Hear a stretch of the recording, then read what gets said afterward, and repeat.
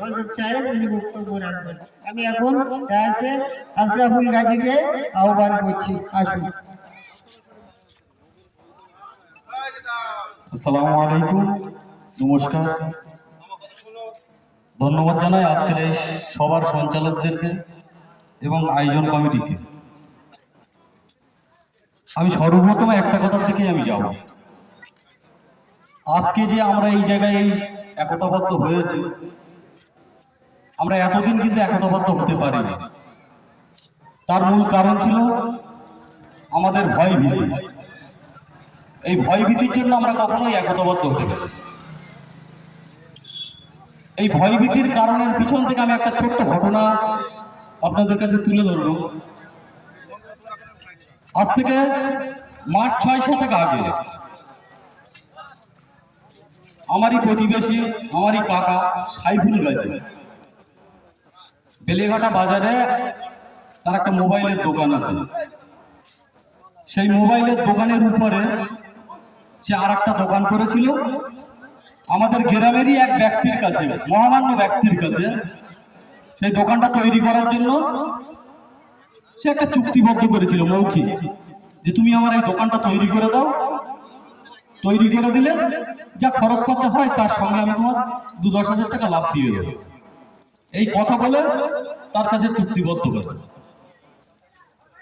তা সেই মহামান্য ব্যক্তি এমন গুণধর, তাকে চুক্তিবদ্ধ করেছে দোকানটা জাস্ট তৈরি করে দেওয়ার জন্য।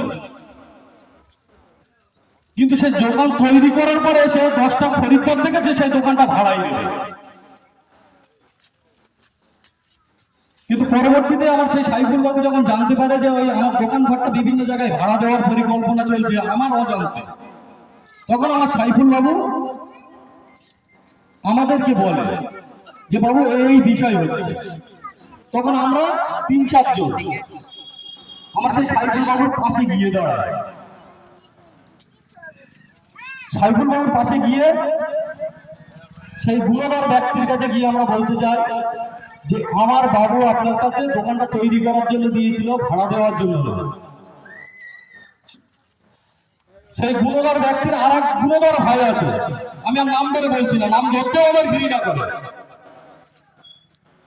সে আমাদেরকে বলছে তোরা দলবদ্ধভাবে এসেছিস, গাজী গোষ্ঠী সব এসেছিস আমাদের উপরে আক্রমণ করতে। আমরা পক্ষান্তরে বললাম যে না, আমরা আক্রমণ করতে আসিনি, আমরা ন্যায্য বিচার নিতে এসেছি। কেন এই সমস্ত কার্যকলাপগুলো হবে?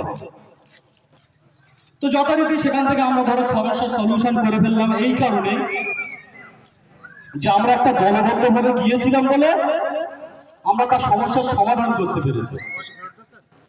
পক্ষান্তরে আমার ভাই ক্রেতা বাড়ি এসে আমাকে খুব ঠান্ডা মাথায় ভাবনা চিন্তা করার পরে আমাকে বললো যে দেখ, আজকে আমরা হয়তো 2-4 জন গিয়েছি বলে আজকে আমরা এই সমস্যা থেকে সমাধান হয়ে ফিরে এসেছি, কিন্তু এই সাইফুল বাবুর সমস্যা কিন্তু একদম আমাদের বর্তমান গ্রামে যে সমস্ত অন্যায়, অবিচার, অত্যাচার চলছে সে তার তুলনায় কিন্তু একদম সামান্য পরিমাণ। এটা বিশাল বড় ধরনের সমস্যা না।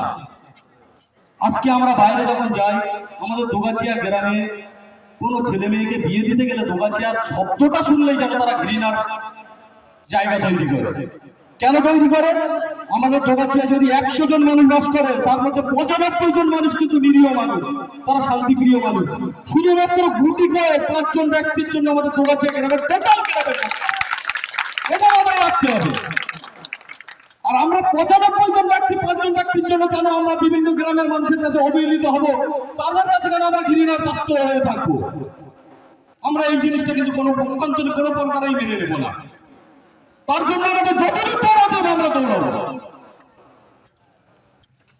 কিন্তু তারপরে যখন কেতাব আমাকে এই বিষয়টা নিয়ে বললো, তখন কেতাবের কথা অনুযায়ী আমি একটু চিন্তা ভাবনা করে দেখলাম যে অবশ্যই আমরা যখন 4 জন গিয়েছি আমাদের এই সামান্য সমস্যা সমাধান করতে পেরেছি।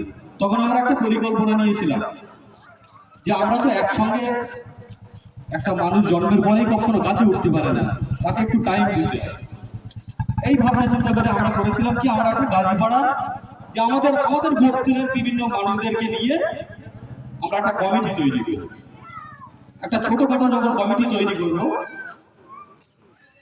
তখন আমরা ছোটখাটো সমস্যা নিয়ে আমরা আগিয়ে যেতে পারবো, আস্তে আস্তে আমাদের বড় জায়গায় যেতে হবে। তো যখন সেই কিতাব যখন আমার ওই প্রস্তাব দিয়েছিল, আমরা আমাদের জ্ঞাতি গোষ্ঠীর কাছে বিভিন্ন বিষয় নিয়ে আমরা একটা প্রস্তাব দিয়েছিলাম এবং আমরা কমিটি তৈরিও করে রেখেছিলাম, বর্তমানে চলছে সেই কমিটি। এখন আমাদের ওই কালিয়ানি বিলে মন্দিরের সামনে যে ভেড়িটা আছে, সেই ভেড়িটার বিষয় নিয়ে আমরা আমাদের এই কমিটির কিছু ব্যক্তি জমি জায়গা আছে, আমরা প্রশাসনের কাছে বিভিন্ন মাধ্যম দিয়ে আমরা একটা দাবি রেখেছিলাম যে আমাদের ভেড়িটা অকশন করানো হোক। আমরা ভেড়ি অকশন করানোর বিষয় নিয়ে যখন প্রস্তাব দিই, আমরা ন্যায্য প্রস্তাব দিই, প্রশাসন কোনো প্রকারে আমাদের ফিরিয়ে দেয়নি এবং এখনো পর্যন্ত বর্তমানে পাশে আছে। কিন্তু বর্তমানে যারা ভেড়িটা করছে তারা বিভিন্ন অ্যাঙ্গেল দিয়ে আমাদেরকে দমানোর চেষ্টা করেছিল এবং করছে, কিন্তু কোনো প্রকারেই পারেনি। কিন্তু তারা বিভিন্ন অ্যাঙ্গেল দিয়ে যখন পারেনি, তখন আমাদের এই পাড়ার একটা ছেলে আজিবা, তাকে ইস্যু করে আমাদের সঙ্গে একটা মারপিটের জায়গায় আসে। ভেবেছিল যে এদেরকে মারধর করলে হয়তো আমরা এই সংগঠনকে দমিয়ে দেবো এবং গ্রামের মানুষজন দমিয়ে যাবে এই ভিড়ি অকশনের পক্ষ থেকে। কিন্তু যখন তারা পারল না, আমাদের ছেলেদেরকে প্রচুর পরিমাণে মারধর করার চেষ্টা করেছিল, কিন্তু পক্ষান্তরে আমাদের যে একটা সংগঠন আছে দলবদ্ধ, তারা বুঝে উঠতে পারেনি যে এই সংগঠন তাদের পাল্টা অ্যাটাক করবে। কিন্তু যখন এই পাল্টা অ্যাটাক করলো, তখন আমাদের গ্রামের মানুষদের একটা মনের ভিতরে একটা সাহস বেড়ে গেল। পক্ষান্তরে যখন ওরা এই ভাটাটা যখন ধ্বংস করলো, আরো মানুষজন সেই ভাটার ধ্বংসের বিপক্ষে এবার এই যে প্রতিবাদ শুরু করলো।